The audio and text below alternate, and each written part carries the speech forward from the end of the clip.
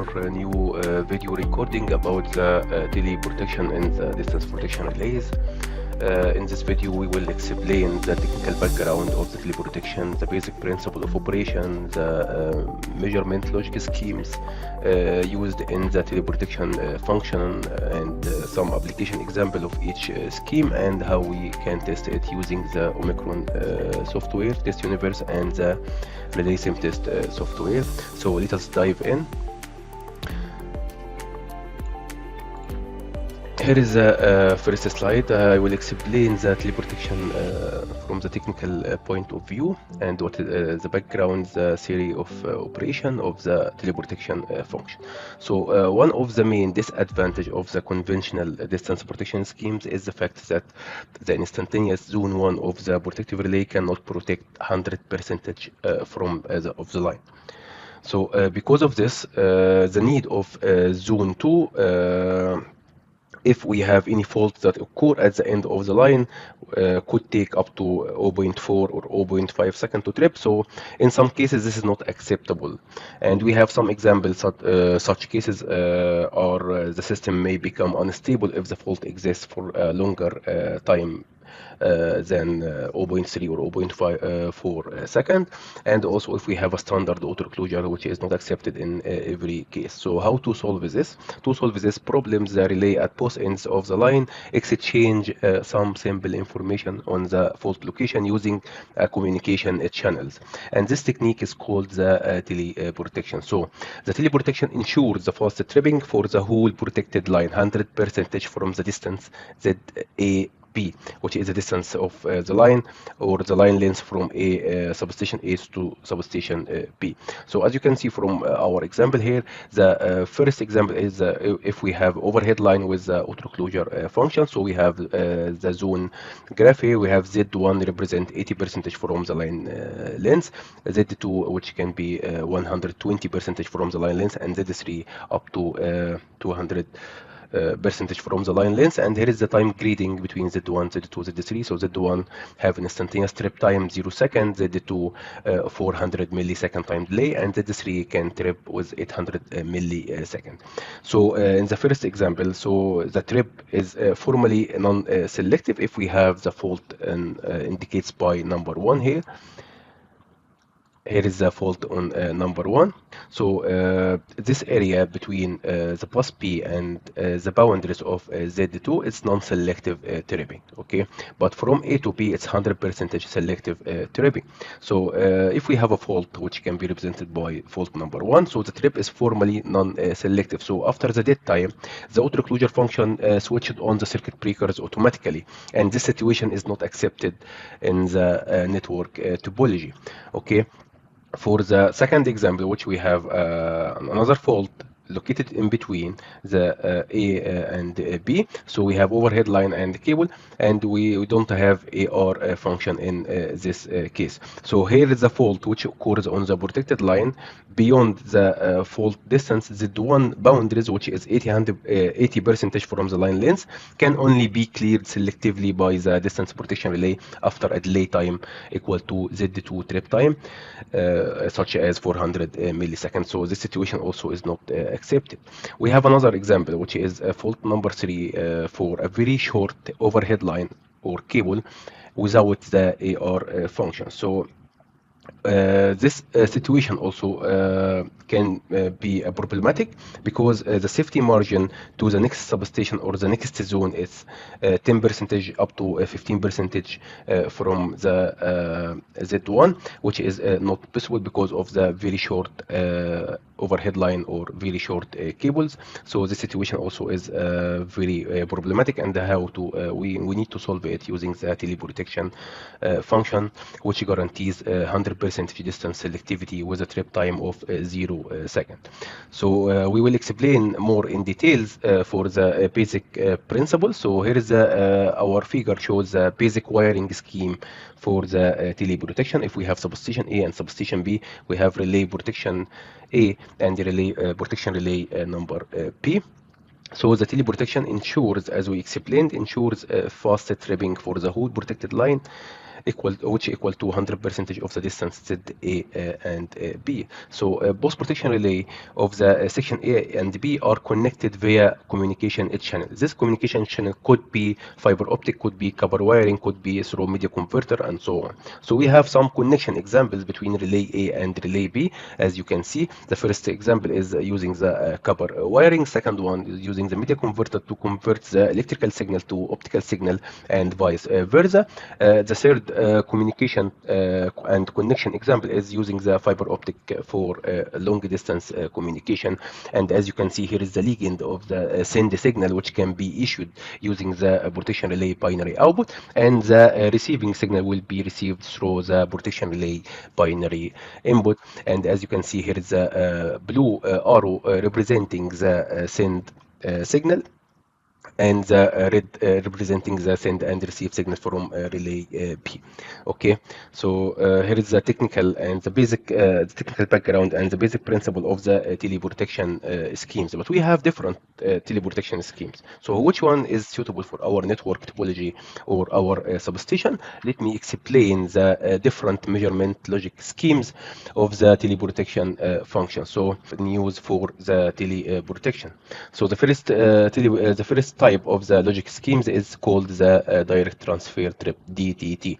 Okay, so if the relay trips in zone 1, it will send a signal, a carrier send a signal to the remote end, which will issue a trip command in the same time. And this scheme is very simple, as we can see. And also it can be, but it can easily lead to undesired trip caused by any communication problem. So it's not used unless a secure channel is available. So here is the first type. Second type is permissive underreach transfer trip, or PUTT. So here is if the relay trips in zone 1, it will send a signal to the remote end, and once the relay at the remote end receives the carrier receive signal, it will trip immediately if it sees the fault in the extended zone, or called Z1B.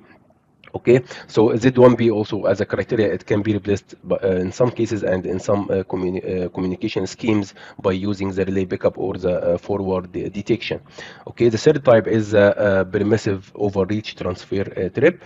As you can see here, it's commonly used in our protection schemes, which have activated with the Z1B directly. So if the relay sees the Z2, it will issue a carrier send signal to the remote end side, and the relay in the remote end, if it receives the carrier receive or the carrier send from the relay A, and if it picks up the Z2, it will issue a trip command to trip the fault instantaneously by using the instantaneous trip time delay, and the both ends or protection relay will be tripped instantaneously. So here is the third type, which called the permissive overreach transfer trip, and last but not least, which is the blocking scheme. So the blocking scheme, it will be activated if the relay sees a reverse fault.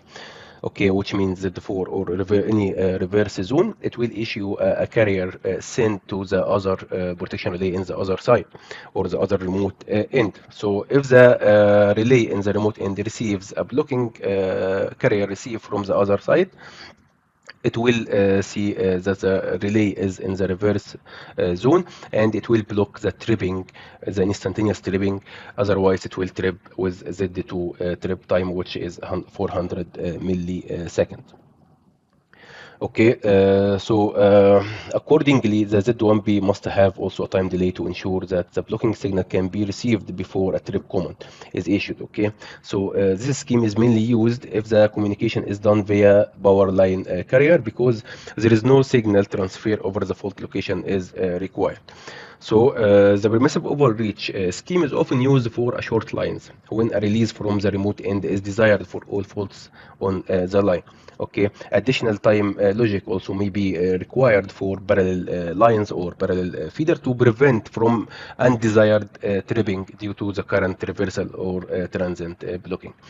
Okay, so in summary, I will try to summarize the communication schemes in two items, which is the send logic and the trip logic. So the permissive underreach, the send logic is Z1, and the trip logic Z2 or Z1B plus the carrier receive. So if the relay picks up Z2 or Z1B and receive a carrier from the other side, from the other remote end, it will issue a trip command. Okay, so to accelerate the trip time. Here is the send logic and the trip logic for the permissive underreach. But for the permissive overreach, the send logic carrier send equal to Z2. So if the relay sees Z2 picks up, it will issue a carrier send signal to the other relay in the other side. And the trip logic will be Z2 plus carrier receive, which means if the relay sees a Z2 picks up and receive a carrier from the other side, it will trip immediately with instantaneous trip time. But for the blocking scheme, the send logic will be with Z reverse. So if the relay sends the reverse zone, it will issue a blocking carrier to the other side to block the relay from tripping. Okay, and to let the other protection relay for the other line to take an action. Otherwise, our relays in the ZAB will trip, but after a time delay. So the send logic for the blocking scheme will be the Z reverse. The block logic, if the relay sees a Z2 picks up and if plus carrier receive from the other side, which is a blocking carrier receive, so it will be blocked.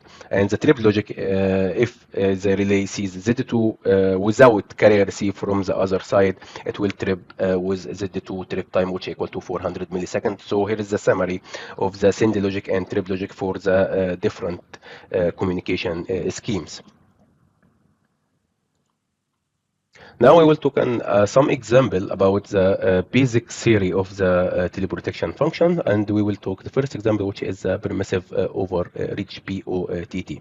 So we have extended zone called the Z1B, as you can see, which is the overreach zone equal to 120%. So if the extended zone Z1B, which in our example is set to 120% from the line length, if this Z1B is used to send the carrier send signal to the remote end protection relay. Okay, and now we speak of the overreach scheme or directional comparison scheme. So we have here two examples. If we have the fault or the short circuit between A and B, and the other example if we have the short circuit behind the bus bar P. So for the first example, the relay A will picks up in the overreach zone, which equal to 120% from ZAB, and the relay B here will detect the short circuit in Z1 in the forward, and it will send to the relay A. So the relay A will receive the send signal from the other side. Okay, and for the other example here, if we have the short circuit behind the bus P, so the relay A here will picks up in the overreach zone. Relay P will detect the short circuit in the reverse direction. Okay, and it will not send any carrier to the other side. So the relay A cannot receive any carrier receive signal from the relay B. Okay, so it will trip after a time delay equal to Z2 trip time delay, which is 400 milliseconds. So here is the main difference. Let me explain it in details. So here is the first example. If we have the short circuit between A and B, and as you can see, here is the relay A feedback and the relay B feedback. Here is the time signal view of both relay, relay A in the local side, relay B in the remote side. So we have two cases. Here is the first case, if the short circuit between the A and B. So here is the figure shows the trip logic of the short circuit inside ZAB, which is our first case. So as you can see here, both relays picked up, and the relay A will picked up in Z1B, and the relay B will picked up in Z1, because the fault is in between the line A and B. So both relays are picked up. Both relays also initiated the carrier send signals. Okay, so here is the send signal for relay A, here is the send signal for relay P, and this relay is picked up using the Z1P, but this relay is picked up using the Z1. Okay, then the relay A will receive the signal from relay B, and the relay B also in the same way will receive the signal from the relay A, as you can see here in the blue color. So the relay A will trip with the time of Z1B, which is equal to 0 second, and the relay B will trip with the time of Z1, which is equal to 0 second. So both relays are tripped in the same trip time, which is an instantaneous trip time in our case. Okay, so here is the first case. The second case, if the short circuit is located behind the bus B, which means it's available on the line B and C. So here is the protection relay in C, and here is the this is the responsible protection relay to trip this fault, because this fault is located on the bus B and on the line B C, not the line A and B. Okay, so in our figure also we are explaining the time signal view for relay A and relay B, because we are talking about the protected line A and B. So first, both relays will pick up. Relay A will pick up in Z1P, and relay B will pick up in the reverse zone, because the fault is behind the bus bar. So relay A will initiate the carrier send signal. Since the fault is in the reverse direction, so there is no send signal is sent from relay B. So the relay A didn't receive any signal from relay B, and the relay B received the signal from relay A, as you can see from here. So the relay B received the signal from relay A, because the relay A issue a carrier send because it sees the fault in the Z1B direction, but the relay A didn't receive any carrier send from the relay B, because the fault is in the reverse zone in respect to the relay B. Okay, so the relay A will trip with a time delay of the Z2 equal to 400 milliseconds, and the relay B will not trip. Okay, will not trip in this case, and it will, if the relay A fails, so the relay B it will trip in the reverse zone trip time. Otherwise, it should be tripped using the protection relay located in C and D, because the fault is located on the next successor line. Okay, so here is another example of the POTT if the short circuit is located behind the bus P.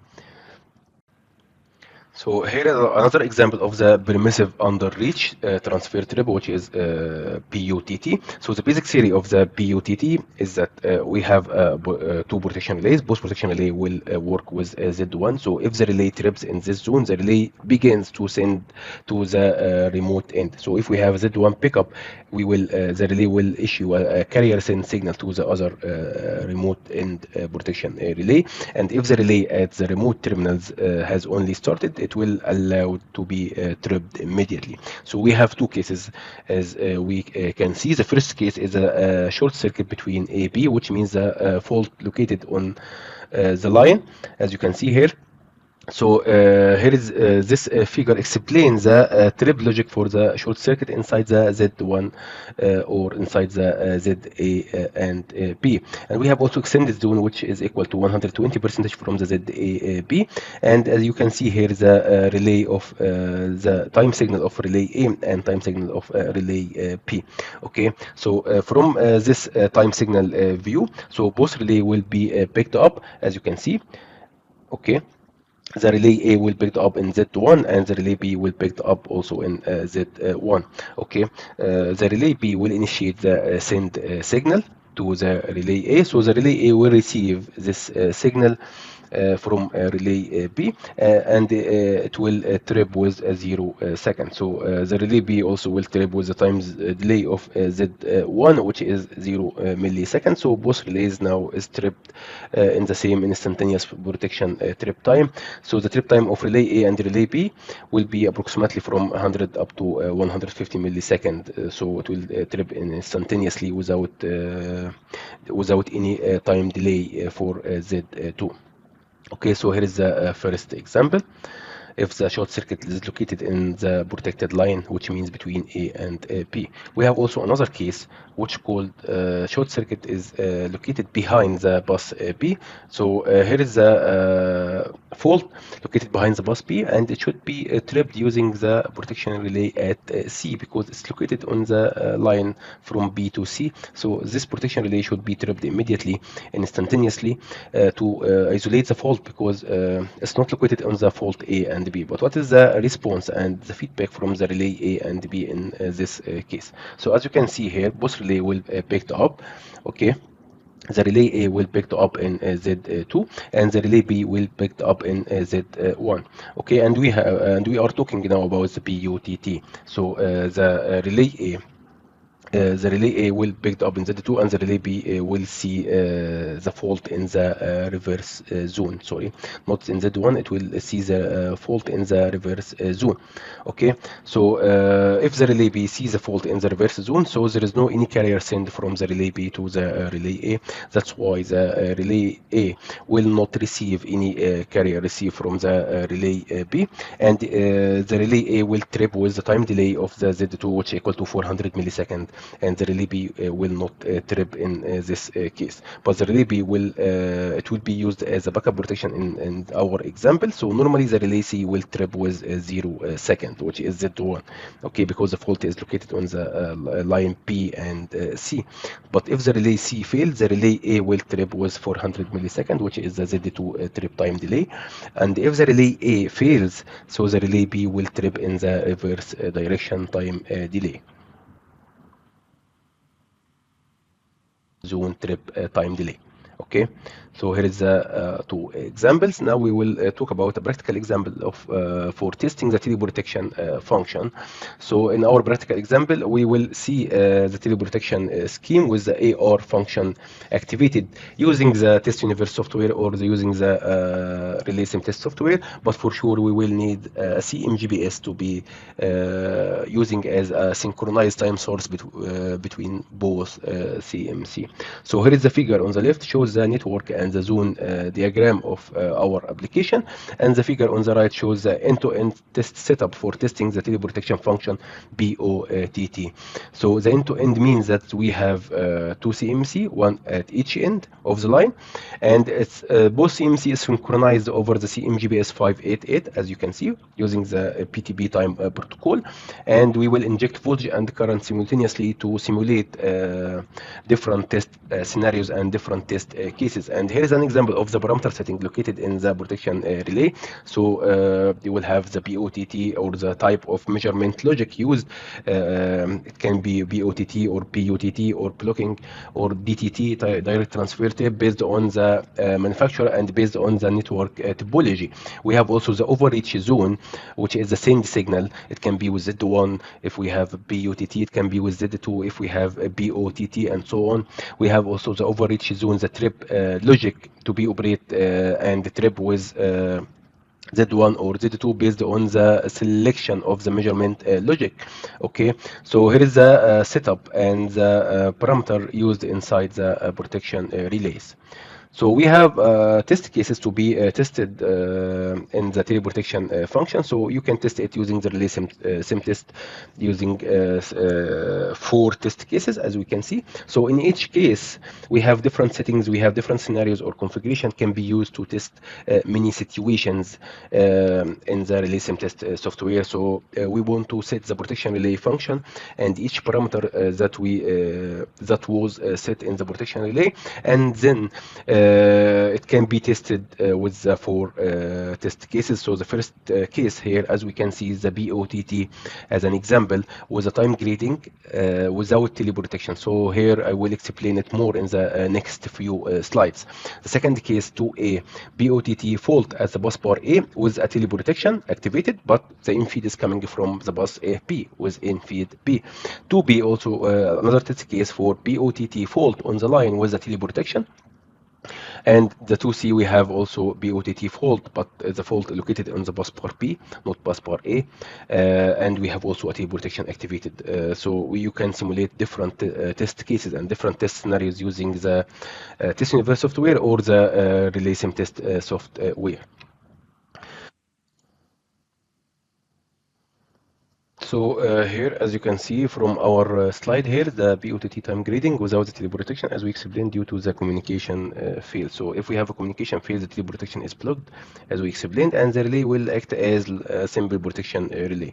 So as the reach of the Z1 is 80%, so it makes sense to place some faults at different fault location. So we have 5% tolerance, so we can inject some fault location below this tolerance of the Z1, which means it will be at Z 74% and 86% from the Z1 boundaries, and we can see the trip time of the relay A and the relay B, and also we can see we can set the same from the opposite direction, which means we can inject at 40% from the line location and 26% from the line location, which it will be after and before the boundary of Z1 and from the point of view of the protection relay at B. So we have here the fault location at 0%, 14%, 26%, 74%, 86%, and 100%, which is total line length, and we have the first trip time and second trip time of relay A, and also first trip time and second trip time of relay B. And the first trip time here, if we have the AR functions, and second trip time if the AR is unsuccessful. So here, as you can see, the trip time from 0 up to 74 will be 0 millisecond. After 86%, it will be 400 millisecond, and 100% will be 400 millisecond. And in the same way also for the trip time of relay B, so it will be at 0 and 14% it will trip by Z2 400 millisecond without any teleprotection, because we are using the time grading for distance protection without the teleprotection activated, as you can see. And the other fault times will be 0 millisecond because it's located to Z1 in respect of relay B. Okay, so here is the first test case. It can be tested using the communication failure to block the teleprotection function. We have another case also, which is 2A, 2B, and 2C. So the first test case, which is the 2A, so we will simulate the POTT faults if the fault is located on the bus bar A and with the teleprotection. Okay, so here is the first test case. As you can see from the mouse here, we will locate the fault at bus A, and we will see the actions and the trip time of relay A and B. We have also another test case for locating the fault on the bus P, and the infeed will come from feeder A, from the infeed A. And we have also the other case, which is 2P. We will simulate the short circuit in the line with the teleprotection function. Okay, so the first one, which is the 2A, we will simulate the fault on the bus bar A with teleprotection activated. So here we want to simulate the fault at bus A with the teleprotection active, as we explained. So we have to remove the communication fail signal, or we have to normalize the communication between relay A and the relay B to activate the teleprotection function and to see the difference and the advantage of the teleprotection function. Okay, so in this test case, we can simulate this fault location, and we will take the assessment from the first trip time of relay A and B. As we can see, it will be measured from the fault inception to the rising edge of the trip signal of relay A, and the first trip time of B also will be measured from the fault inception to the rising edge of the trip signal of relay B. Okay, for the second test case, which is 2B, we will simulate the short circuit in the line with the teleprotection. So we can simulate at different fault locations. So it can be from 0, 14, 26, 74, 86, and 100% from the line, and we can see here the difference of the relay trip times. So the third test case to simulate the fault on the bus P. Okay, so here is the third test case, and as you can see, here is the trip time of the relay A and the relay B. So if the fault is located on the bus A, so the relay on the B side will trip with Z2 trip time, which is equal to 400 millisecond. And in the same way also, if the fault is located on the bus B, so the relay A will trip with Z2 trip time, which is equal to 400 millisecond. But if the fault located on the line from 0% up to 100%, the teleprotection will be operated, and the trip time of relay A and the relay B will be 0 millisecond, which means instantaneous tripping, as you can see. Okay, so thank you everyone. Here is the end of the theoretical part of the teleprotection function. We will have also another topic or another practical session using the relay sim test software, I will show you how to use the relay sim test software to test this kind of teleportation function. Thank you.